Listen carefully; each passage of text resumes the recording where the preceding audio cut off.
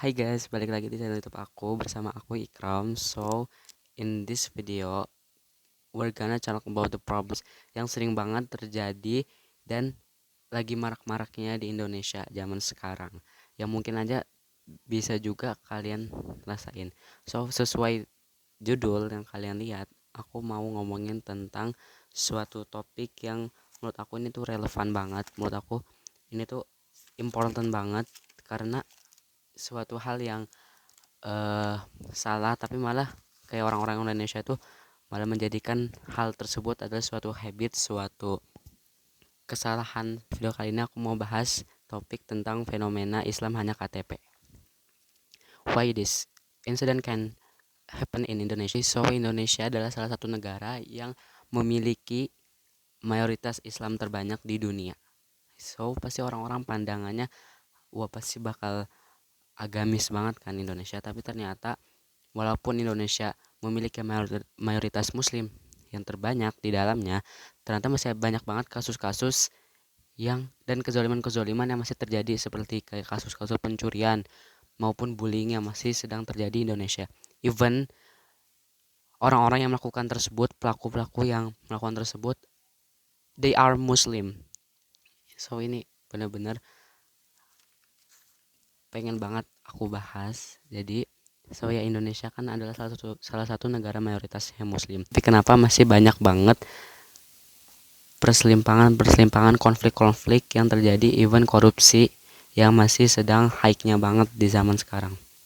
Oke, sebelumnya I wanna ask to myself, to yours juga, apa yang menjadi landasan dan dasar para muslim dalam berperilaku sehari-hari? Yaps, Al-Quran. Al-Quran kan adalah kitab suci kita sebagai umat muslim. Al-Quran taught us so that responsible to others to, jadi jika orang Indonesia yang kesulitan, kita memiliki tanggung jawab, kita memiliki kewajiban untuk membantunya. Al-Quran ngajarin kita untuk saling menolong sesama muslim. Al-Quran ngajarin kita untuk selalu berperilaku baik dalam kehidupan sehari-hari.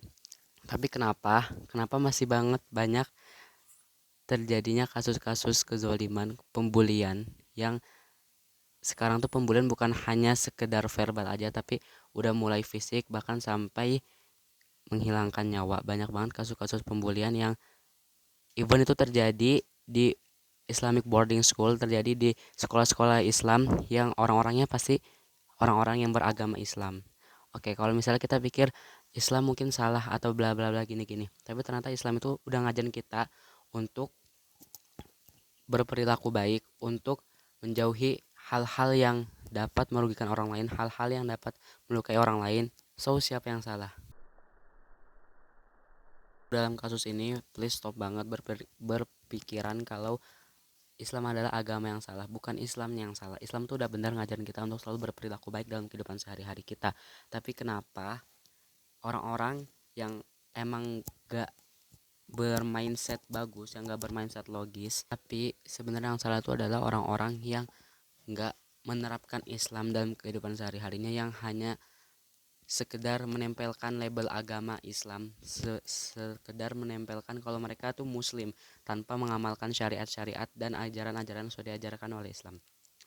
When people live but they don't have a deen in their lives, so apa yang bakal terjadi? Ya, hidup seenaknya, korupsi di mana-mana, tidak punya keaturan dengan dalam berperilaku, gak mikirin orang lain, egois. Itu semua terjadi karena mereka gak mengamalkan Al-Quran dalam kehidupan sehari-harinya. Jadi bukan Islam yang salah. Islam tuh udah menata baik kehidupan kita. Islam itu udah menata kita dalam berperilaku sehari-hari. Tapi yang salah itu ya orang-orang yang gak mau menerapkan Islam dalam kehidupannya. Memang mereka tuh masih kayak tetap beragama Islam, tapi itu secara konteksnya aja, tapi secara syariatnya mereka benar-benar menghilangkan ajaran Islam dalam kehidupannya. So, emang benar mereka tuh masih yang namanya beragama Islam, tapi Islam yang kayak gimana dulu nih maksudnya? Did they use Al-Quran become their Islamic basis? Apakah mereka mengetahui dan mempelajari kitab suci mereka dengan secara cermat, dengan secara cerdas, dengan secara baik? So, andai semua umat muslim yang berada di penjuru dunia ini itu benar-benar menerapkan Al-Quran, benar-benar mempelajari Al-Quran dengan dalam, benar-benar benar-benar menjalankan semua syariat-syariat yang ada di kehidupan nyata mereka, aku yakin pasti dunia ini akan benar-benar menjadi aman banget. Nggak ada lagi yang namanya kasus pencurian, nggak ada lagi yang namanya kasus bullying, nggak ada lagi yang namanya kasus korupsi dan lain-lainnya. But apa yang kita lihat sekarang itu adalah realistisnya, adalah real life-nya. Ketika orang-orang yang tidak menerapkan Islam dalam kehidupan sehari-hari mereka, ketika orang-orang yang hanya menjadikan nama agama Islam sebagai simbolis kalau they have a din, mereka punya agama, sedangkan mereka sama sekali nggak mau belajar, even menaati peraturan-peraturan yang udah Allah berikan kepada kita semua. Itulah kenapa masih banyak banget terjadinya kasus-kasus bullying, kasus-kasus pemerkosaan yang masih marak di Indonesia, even korupsi yang masih dilakukan oleh pejabat-pejabat kita yang mereka itu mayoritasnya tuh beragamanya Islam. Jadi kayak Islam itu hanya sebatas simbol agama secara personal mereka tuh nggak mau mempelajarinya secara dalam, apalagi mempraktikannya dalam kehidupan sehari-hari. Dan kejadian ini disebut sebagai fenomena Islam hanya sebatas KTP yang terjadi di our country right now. Banyak terjadi perselisihan, pembulian, konflik di mana-mana, yang rata-rata orang-orang yang sebagai pelaku dalam kasus tersebut adalah orang-orang yang beragama Islam.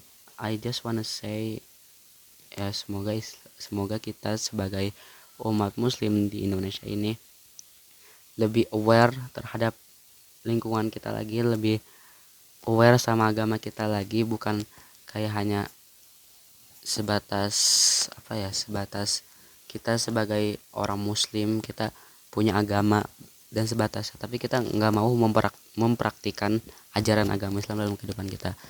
Dan semoga kita semua sebagai umat muslim di Indonesia ini segera diberi hidayah secepat-cepatnya.